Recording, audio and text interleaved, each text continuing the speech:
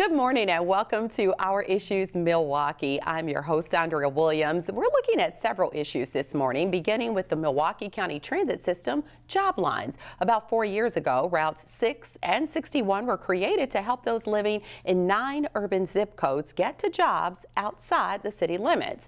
Unfortunately, we could soon see the funds run out of those routes by the end of the year. Here to fill us in on what's going on is Reverend Marilyn Miller. She's the pastor of Reformation Lutheran Church and president of Milwaukee Inner City Congregations Allied for Hope, also known as MICA. And we're also being joined by Jim Addison, who's the president and CEO of the Black Health Coalition of Wisconsin. Good morning. Good morning. Thank you both for being here.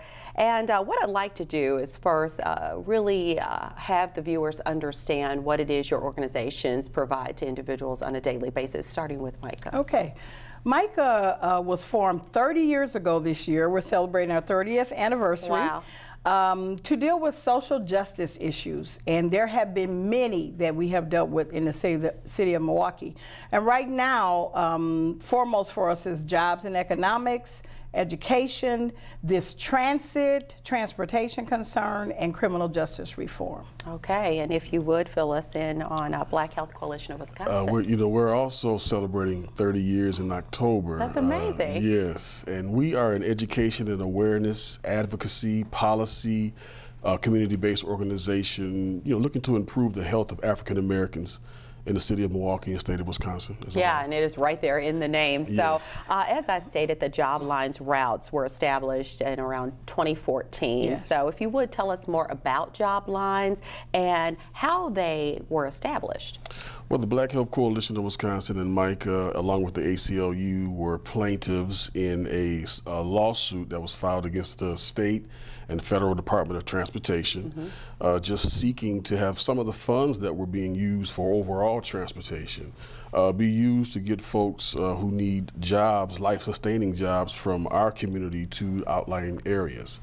And so we won that lawsuit. It was for a limited amount of time, and that time is now coming to an end, and so we want to make folks aware of that. All right, so really you're looking at jobs in the suburbs of Waukesha and Washington counties, and we always kind of hear information stating that there are these jobs that exist, but individuals don't always have the transportation to get to those jobs. So that's the role that JobLines has been playing for the last 4 years. And so if we could get a better understanding of where JobLines run. Okay. Well, 6 goes out to New Berlin area, and the 61, I believe, goes out in the Menominee Falls area. And so even on the inaugural, when I rode that bus, out to these, I didn't realize that these places existed. I said, wow, look at all these jobs out here. So it was very eye-opening for myself. And so it's not just jobs. There's shopping, there's getting to and from medical appointments. And so it's just an overarching need for people's lives to get from this point A to point B. Okay, so we've established that it was for a certain amount of time that there would be funding. So where are we now with, kind of talking with the Milwaukee County Transit System, politicians, individuals who really could play a role in keeping these lines going? Right. So this is why we're kind of ramping up the conversation right now, because we know it won't be long, the budget process will begin, and we have to have the conversations before the budget process. So we're trying to get the politicians to understand the importance of these lines for people. We're trying to get the public to understand the importance of these lines for themselves. Yeah. A lot of people, if it's not in my backyard, they just don't think about how important it is. And so we've got, almost 8, 9 zip codes represented, and those people, about 28,000 people, can have access to these bus lines. 20% of these people don't have cars, so you need alternate transportation. So we're trying to raise the awareness. Everybody, we have to start to have these conversations now. Yeah, and so not only having the conversation for individuals who are not directly affected, but giving them an idea of how they can help make a difference. So you said you have not talked to any politicians. I mean, have you talked to city leaders or county supervisors? Have they said anything up to this point? Well, we have had some beginning conversations, certainly with Milwaukee County Transit, and saying we would like to keep these bus lines. You know, of course, ridership is the big issue, so that's why we're trying to tell people you have to get on the bus and ride it if you want the buses to stay, because those are the first ones that go away. Certainly, politicians are aware. Some of them have come toward us, and we're trying to now build bridges between those that would be interested, and that would include Waukesha County as well, because we need to be able to get to all of those access points. Once the buses cross Milwaukee County lines, they have to supply some funds in order to keep those buses coming to their areas too. So we're saying all of us need to be at the table, and that's why we're trying to get people to understand it. It's not just a one part of the community has to do this, it's all of us together has to be in this conversation. I think that this is a great conversation, and like you said, 28,000 people are affected if these job lines go away, and like you said, there's shopping, there's doctor appointments, whatever the case may be, and really you don't want to put individuals in a situation where they just can't get to any part of the areas in where we live. So businesses out in those areas, they're going to be in need of more workers with the whole Foxconn project, because maybe they will need more supplies because of the projects going on out in Pleasant Prairie, Racine area. So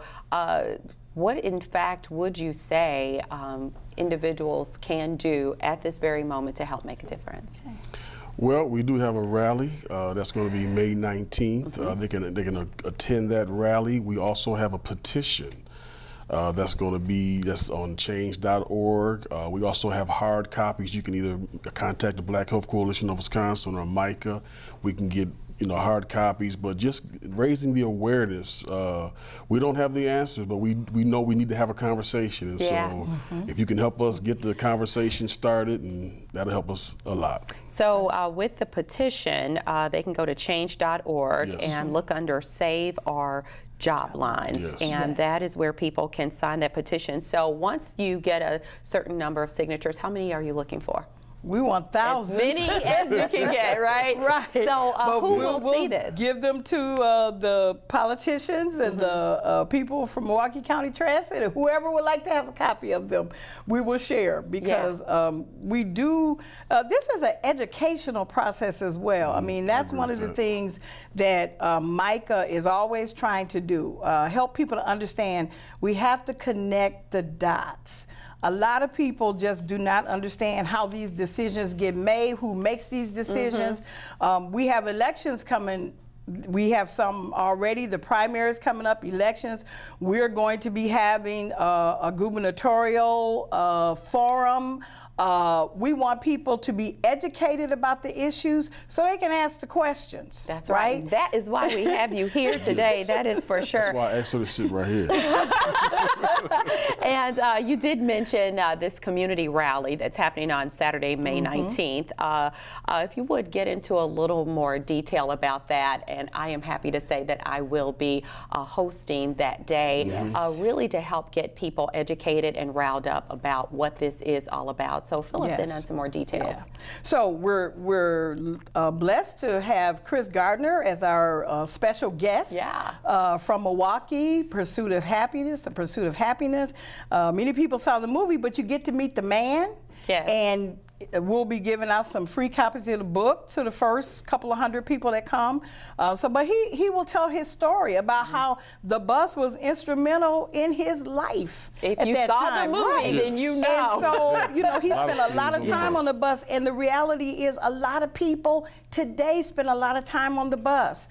You know, as a pastor in an inner city congregation, that's how a lot of my people get to us. They don't have cars. So if we didn't have these buses that go all over the place, it would hinder people. So so we'll have food, we'll have speakers, we'll have voter registration, we'll have good music, we'll have petitions, we'll have all these opportunities for people to interact, because again, we have to connect the dots and help people understand all of this works together. If we don't raise our voices, nobody knows we have these needs or we care about this issue. Black Health Coalition and Michael joined together because as we talk about the health crises in our community, our hyper-segregation is a health crisis.